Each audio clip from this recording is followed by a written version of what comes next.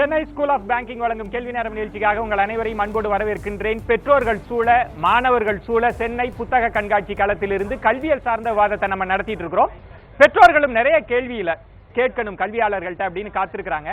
முதல்ல உங்கள்கிட்ட தான் நான் கேட்கணும். அவர்கிட்ட மைக் கொடுங்க. அவர்கிட்ட ஒரு விஷயம், நம்ம கல்வியின் தரம் குறித்து நம்ம பேசிட்டு இருந்தோம். நீங்க நாங்க கல்வி தரம் குறித்து பேசிட்டு இருக்கப்ப நீங்க இடைவேளையில ஒரு கருத்து சொன்னீங்க. உங்க பையன் எங்க படிக்கிறாப்ல? ஸ்கூல் நேம் சொல்லலாங்களா? ஸ்கூல் நேம் வேண்டாம். என்ன படிக்கிறான்? என்னோட பையன் ஒரு சிபிஎஸ்இ ஸ்கூல்ல படிக்கிறான். சிபிஎஸ்இல ஓகே, 3rd ஸ்டாண்டர்ட் படிக்கிறான். ஓகே. ஆனா அந்த ஸ்கூல்ல போன வருஷம் கூட கல்வி கட்டணம் ரொம்ப அதிகமாக நிறைய ஸ்ட்ரைக்கெல்லாம் கூட ஆச்சு. சரி. இருந்தாலும் நான் ஒரு நடுத்தர மக்களை விட இன்னும் கொஞ்சம் கீழே தான் இருக்கேன் நான். ஏன்னா நான் கஷ்டப்பட்டு நான் தான் சாதாரண கவர்மெண்ட் ஸ்கூல்ல படிச்சு கொஞ்சம் சுருக்கமாக என்னோட பையன் நல்லா வரணுன்றதுக்காக நான் ஒரு சிபிஎஸ்இ ஸ்கூல்ல படிக்க வைக்கிறேன். ஆனா அவங்க எவ்வளவு பணம் கேட்கறாங்க அத்தனை இது வரைக்கும் கட்டி இருக்கேன். 3rd ஸ்டாண்டர்ட் படிக்கிறான். இது வரைக்கும் கூட அவனுக்கு பேசிக் இங்கிலீஷ் நாலேஜ்ன்றது ஸ்போக்கன் இங்கிலீஷ் இன்னும் கூட அவனுக்கு வரல. ஏன்னா ஒரே ஒரு விஷயம், ஏன் அவர் 3ஆம் வகுப்பு தானே படிக்கிறாரு, அதுக்குள்ள ஏன் ஆங்கிலத்துல அவர் பேசணும்னு ஆசைப்படுறீங்க? மற்ற ஸ்கூல் கம்பேர் பண்றப்போ மற்ற நிறைய ஸ்கூல் எல்லா ஸ்கூல்லயுமே எல்கேஜில இருந்து ஃபர்ஸ்ட் ஸ்டாண்டர்ட் வரதுக்குள்ளே படிச்சிடறாங்க. அவங்க பேச ஆரம்பிக்கிறாங்க.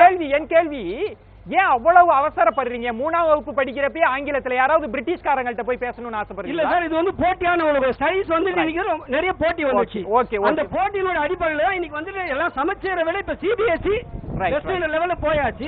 இப்ப அந்த சிபிஎஸ்இல வரப்போ அந்த கல்வி தரத்தை உயர்த்திட்டு வரப்போவே அதே சமயம் அந்த பசங்களுக்கு இப்ப அவன் இங்கிலீஷ் புக்க படிக்கணும்னாக்கா புரியுது சார். நம்ம தொடர்ந்து, ஏன்னா சிபிஎஸ்இ தரமானதா அப்படின்னு பேசுறப்ப அதற்கும் எதிர்ப்பு குரல்களை பெற்றோர்கள் தெரிவிக்கிறாங்க. நான் அந்த அவர்கிட்ட தான் கொடுங்க. நீங்க எந்த வகுப்பு படிக்கிறீங்கம்மா? 10th எழுதிருக்கேன். 10th எழுதிருக்கீங்களா? முடிச்சிட்டீங்களா? எவ்வளவு மார்க் வாங்குனீங்க? 8.8. சிபிஎஸ்இல படிச்சேன். சிபிஎஸ்இல படிச்சீங்க. இந்த மார்க் இவ்வளவு வாங்கணும்ன்ற ஒரு பிரஷர் இருந்துட்டே இருக்குல்ல, உங்களுக்கு அப்பா அம்மா கொடுத்தாங்களா? அப்படி அப்பா அம்மா எதுவும் கொடுக்கல. அப்பா வெறும் கைட் மட்டும் பண்ணாங்க. உன் வாழ்க்கை நீயே டிசைட் பண்ணிக்கோ. அப்படியா? உன் ஃப்ரெண்ட்ஸுக்கெல்லாம் அப்படிப்பட்ட அப்பா இருக்காங்களா இல்லையா? இல்ல. என்ன பண்ணுங்க சொல்றதுக்கு யாரும் இல்ல, எனக்கு அப்பா இருக்காங்க சொல்றது. ஓ அப்படிங்களா? சரி, உங்க ஃப்ரெண்ட்ஸோ இல்ல நீங்களே ஜெனரலா சொல்லுங்க, 100க்கு 100 வாங்கணும், ஃபர்ஸ்ட் வரணும், இந்த வார்த்தையெல்லாம் உங்களுக்கு சந்தோஷமா இருக்கா, இல்ல ஒரு செட்டிங் கோல்னு பாக்குறீங்களா, இல்ல உங்களை எரிச்சல் படுத்துதான்? அது எடுத்தா நம்மளுக்கு நல்லது, அது பேரண்ட்ஸோட இது, அதை நம்ம எதுவும் பண்ண முடியாது. பேரண்ட்ஸ் உங்க வாழ்க்கைய பேரண்ட்ஸ் கிட்ட அப்படியே சமர்ப்பணம் பண்ணிட்டீங்க, அப்படி எடுத்துக்கலாமா? அப்படிலாம் இல்ல. அப்படி இல்லாம நம்ம வாழ்க்கை நம்ம தான் பாத்துக்கணும். ஓகே, நம்ம ஸ்கோர் பண்ணி தான். ஓகேப்பா. சினிமா பட பஞ்ச் டயலாக் மாதிரி சொல்லிட்டப்பா. அவருக்கு கொடுங்க, அவங்களுக்கு கொடுங்க, அந்த பொண்ணுக்கு கொடுங்க, அவங்கள்ட்ட கொடுங்க. நீங்க எந்த வகுப்புமா படிக்கிறீங்க?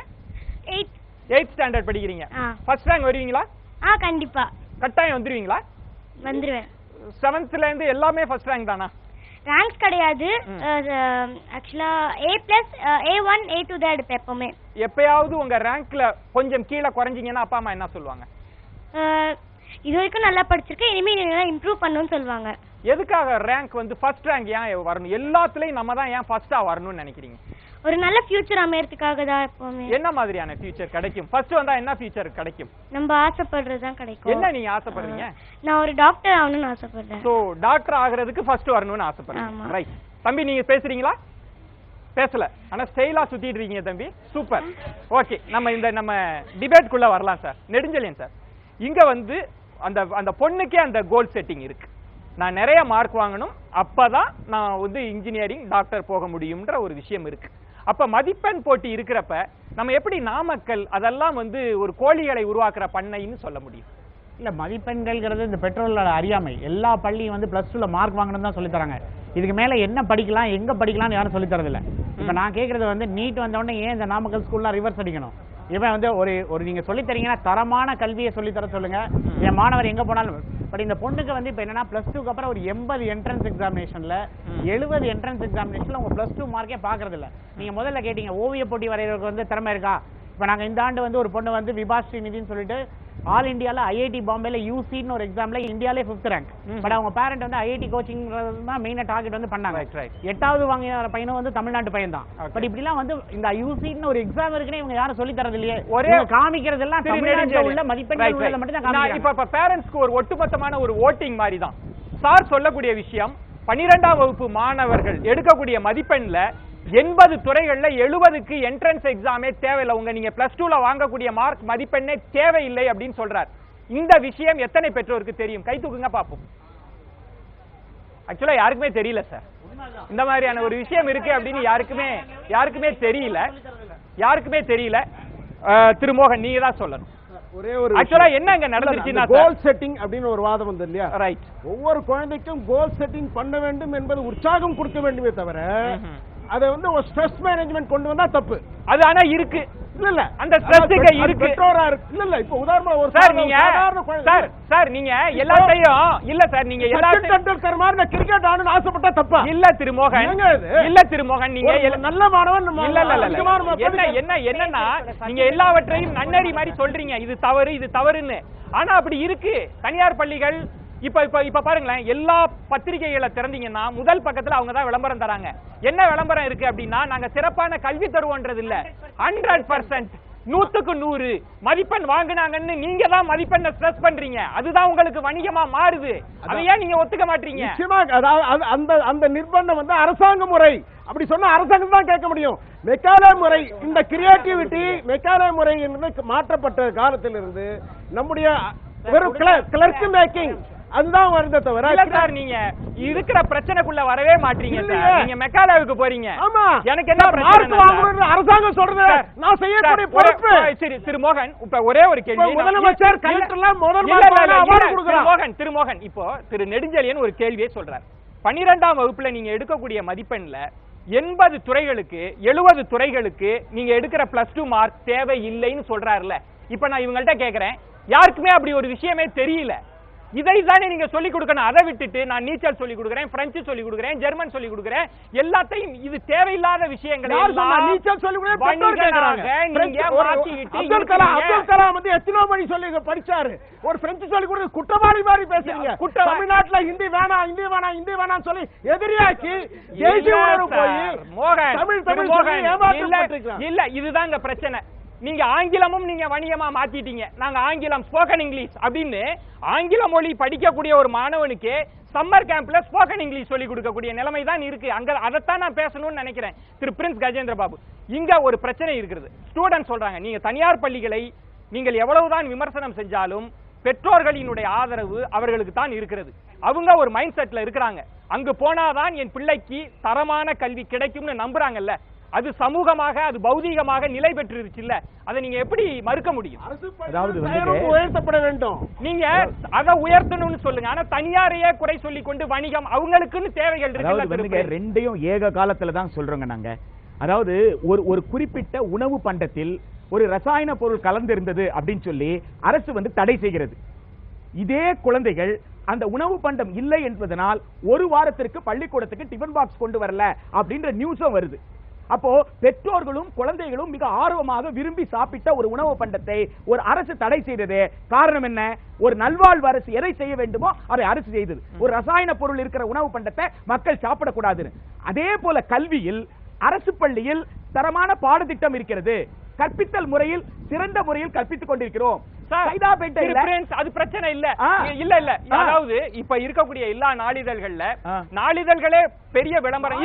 இருங்க பள்ளிகள் தனியாக அவங்களுக்கு விளம்பரம் தராங்களே தவிர நாளிதழ்கள் செய்திகள்ல ஒரு அரசு பள்ளி மாணவனை தூக்கி காமிக்கிறதுல தான் முன்னணியில இருக்கிறாங்க, முக்கியத்துவம் தராங்க. என்னுடைய கேள்வி என்பது, நீங்க அரசு பள்ளியில இருக்கிறாங்க, அரசு விளம்பரம் தரணும்னு சொல்லுங்க, அதை ஏற்றுக்கொள்கிறேன். ஆனா தனியார் பள்ளிகள் ஏன் விளம்பரம் தராங்க, வணிகமாக்குறாங்கன்னு ஏன் சொல்லிட்டே இருக்கீங்க? ரெண்டுக்கும் வித்தியாசம் இருக்கு சார். தனியார் பள்ளியோட கரஸ்பாண்டன்டோட போட்டோ வருது சார் விளம்பரத்துல, தனியார் பள்ளிக்கூடத்துடைய படம் வருது சார். ஆனா அரசு பள்ளியினுடைய இயக்குனர் வாய் தெரிஞ்சு சொல்ல மாட்டேன்றார் சார். அரசு பள்ளி இயக்குனர் ஏன் சொல்லல? இங்க கரஸ்பாண்டன்ட் சொல்றாரு, கரஸ்பாண்டன்ட் டிவி முன்னாடி வந்து நிக்கிறாரு, ஆனா பள்ளி கல்வி செயலாளர் வந்து சொல்ல மாட்டேன்றாரு. சொன்னா நம்பரோன்னு சொல்றாங்க. யார் சொல்ல வேண்டுமோ அவர்கள் சொல்கிறார்களே, அவர்களே மௌனமாக இருக்கிறார்கள். ஒரு மிகப்பெரிய விவாதம்.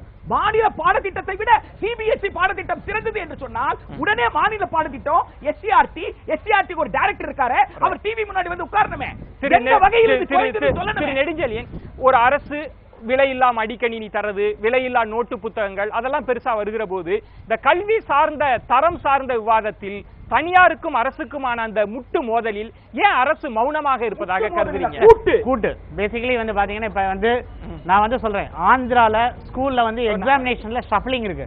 இந்த ஸ்கூல்ல தனியார் பள்ளிகளை கேளுங்க, இந்த ஸ்கூல்ல சென்டர் கிடையாது, நீங்க பக்கத்து ஸ்கூல்ல போய் எழுத சொல்லுங்க, பக்கத்து மாவட்டத்து டீச்சரை வந்து இங்க இன்ஸ்பெக்ஷனுக்கு போடுங்க, எக்ஸாமினேஷன் ரிஃபார்ம்ஸ் ஆட்டோமேட்டிக்கா நடக்கும். பட் அதை வந்து பண்றதுக்கு நம்ம வந்து ஏன் நம்ம வந்து கல்வியில தரம்னா எக்ஸாமினேஷன்ல நெகட்டிவ் மார்க் கொண்டு வாங்க. நுழைவுத் தேர்வு ரத்து பண்ணும்போது இந்த தேர்வு வந்து எக்ஸாமின் பண்ணணும், எவ்ரி சேஞ்ச் சிஸ்டம்ல கொண்டு வரலன்னா இது ஃபெயிலியர் ஆயிடும் தான் ஒன் ஆஃப் தி ரெக்கமெண்டேஷன். நீங்க வந்து ஏன் நெகட்டிவ் மார்க்ஸ் கொண்டு வாங்க? பாடத்திட்டத்துல வந்து கேள்வி முறைகள் இப்ப ஐஐடில -2 கொண்டு வராங்க.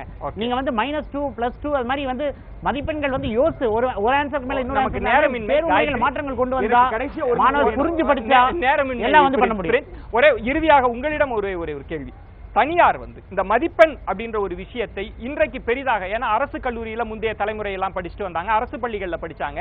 ஆனா இந்த தனியார் பள்ளிகள் வந்த பிறகுதான் மதிப்பெண்ணை பற்றிய ஒரு விஷயம் வந்தது. ஒரு போட்டி நிறைந்ததாக மாற்றி மதிப்பெண் எடுத்தார்கள். மதிப்பெண் குழந்தைகளுக்கான உலகத்தை நான் இந்த டிபேட்டுக்கான முதலுக்கு வருகிறேன். குழந்தைகளுக்கான அந்த கல்வியல் உலகத்தை மதிப்பெண்ணை வைத்து சிதைத்து விட்டார்கள் அப்படின்ற விமர்சனம் தனியார் பள்ளிகளின் மீது தான் பெரும்பாலும் வைக்கப்படுகிறது. அதுக்குதான் உங்களுடைய பதில், இறுதி கருத்தா? ஆக்சுவலி இது வந்து தனியார் அரசுன்றதே இல்லங்க, சிஸ்டம் தான். சிஸ்டம்ல வந்து கரெக்டா இருந்தா எல்லாமே கரெக்டா இருக்கும். சார் வந்து சொன்னாரு பெடகாகி, டெக்ஸ்ட் எல்லாமே சொன்னாங்க. சோ நம்ம எடுத்துட்டு போற விஷயத்துல மாறுபடும் பொழுதுதான் அங்க பிரச்சனை வருது. நீங்க ஒரு இடைவெளிக்கு முன்னால ஒரு क्वेश्चन கேட்டீங்க, ஒரு பையன் பெயிண்டர் ஆகணும்னு ஆசைப்படுறான், அதுக்குள்ள வெளி நம்ம கிட்ட இருக்கா அப்படின்னு சொல்லிட்டு. இன்னைக்கு நம்மளுடைய எஜுகேஷன் சிஸ்டம்ல அதற்குரிய ஸ்பேஸ் இல்ல. ஆனா அதே இது அப்ராட்ல உள்ள எஜுகேஷன் சிஸ்டம்ல நீங்க எடுத்துக்கிட்டீங்கன்னா எனக்கு பேசிக் அறிவே தேவை இல்லை, நான் நல்ல பெயிண்டிங் என்னால பண்ண முடியும் அப்படின்னா நான் வந்து அதற்குள்ள எக்ஸாமுக்கு டைரக்டா போய் அப்பியர் ஆகி அவங்க என்ன சோதிச்சு எனக்கு தகுதி இருக்குன்னா எனக்கு அந்த டிகிரியை கொடுத்து என்னுடைய வாழ்வியலுக்கு ரெடி பண்ணக்கூடிய சிஸ்டம் அங்க இருக்கு. அந்த சிஸ்டம் இங்க இல்ல. நம்ம கிட்ட சிஸ்டம்ல தான் ப்ராப்ளமே தவிர, ஏன்னா இதை நான் சொல்லல, Don Bosco centre for education and research centre research பண்ணி இந்த சமச்சீர் கல்வியை பத்தி கேட்டப்போ அதை பத்தி ஒரு 4 நெகட்டிவ் பாயிண்ட் சொல்றாங்க. சமச்சீர் கல்வி பற்றி பரிந்துரைத்தவர்கள் மிகப்பெரிய கல்வியாளர்கள் தான். நம்ம அதையும் மறுக்க முடியாது. அந்த நம்ம கிட்ட எல்லாத்தையும் மொத்தத்துல சிஸ்டம்ல தான் நம்ம சரி பண்ணணுமே தவிர பள்ளிகளோ இல்ல வந்து அதை சொல்லி கொடுக்கிறவர்களோ ஆட்டோமேட்டிக்கா சரியாயிடுவாங்க. சிஸ்டம் சரி பண்ணா மத்த எல்லாருக்குமே சில மணித்துளிகள் தான் இருக்குது. இறுதி கருத்தாக நீங்க பதிவு செஞ்சலாம். சில மணித்துளிகள். எல்லா பெற்றோர்களும் கஷ்டப்படுறது குழந்தைங்களோட எதிர்காலத்துக்காக தான். அதை வந்து ஒரு தரமான கல்வியை வந்து எல்லாரும் கொடுக்கணும், எல்லாருக்கும் ஈக்குவல் ஆப்பர்ச்சுனிட்டி இருக்கணும், எல்லாருக்கும் சம நீதி இருக்கணும். அவ்வளவுதான். கல்வியில பாடத்திட்டத்தில் குறை இருப்பதாக, ஏன்னா நீங்க அந்த கருத்தை பதிவு பண்ணீங்க, அப்படி யாரும் சொல்லவே இல்ல. சொன்னது தாய்மொழி கல்வி. என்னங்க அந்த டான் பாஸ்கோ ஸ்கூல்ல வந்து பேரண்ட் கிட்ட கேட்டாங்க, ஸ்டூடண்ட் கிட்ட கேட்டாங்க. பேரண்ட் அந்த டான் பாஸ்கோ விவாதத்துக்குள்ள நான் போகல. நான் அந்த விவாதத்துக்குள்ள போகல. அதாவது சமச்சீர் கல்வி பரிந்துரையில மிக முக்கியமான பரிந்துரை தாய்மொழி வழி கல்வி பரிந்துரை. வகுப்புக்கு ஒரு ஆசிரியர், பாடத்திற்கு ஒரு ஆசிரியர், இதையெல்லாம் கொண்டு வரவில்லை என்பதுதான் விமர்சனமே தவிர பாடத்திட்டம் குறைவதாக இருப்பது என்பது சில மணித்துளிகள். உங்களுக்கு குறிப்பாக பெற்றோர்களும் மாணவர்களுக்கு தேவையான வருங்காலத்துக்கு தகுந்தாற் போல் சமச்சீர் கல்வியாக இருக்கட்டும், எதுவா இருக்கட்டும், உலக அளவில் நாம் தரமான கிரியேட்டிவோட ஒரு கரேஜியஸோட ஒரு பாடத்திட்டம் தேவை. அதற்கான சேவை செய்வதற்கு அனைவரும் ஒத்துழைப்பு. நன்றி. 4 பேருக்கும் நியூஸ் 7 தமிழ் தொலைக்காட்சி சார்பா ஒரு நினைவு பரிசு வழங்கணும் அப்படின்னு ஒரு pen drive sir, news 7 Tamil தொலைக்காட்சி சார்பா. நன்றி. மகிழ்ச்சி. நன்றி. கருத்துரையாளர்கள் 4 பேருக்கும் நெஞ்சம் நிறைந்த நன்றிகளை தெரிவித்துக் கொள்கிறேன். அதே போன்று இந்த மாதிரியான விவாதம் ஒரு 10 மணியை நம்ம நெருங்கிட்டோம். 9 to 10 மணி வரை பேரண்ட்ஸ், ஸ்டூடெண்ட்ஸ் எல்லோரும் இருந்து இந்த கல்வியல் விவாதத்தில் இணைந்து தங்களுடைய கருத்துக்களையும் பதிவு செய்து கொண்டார்கள்.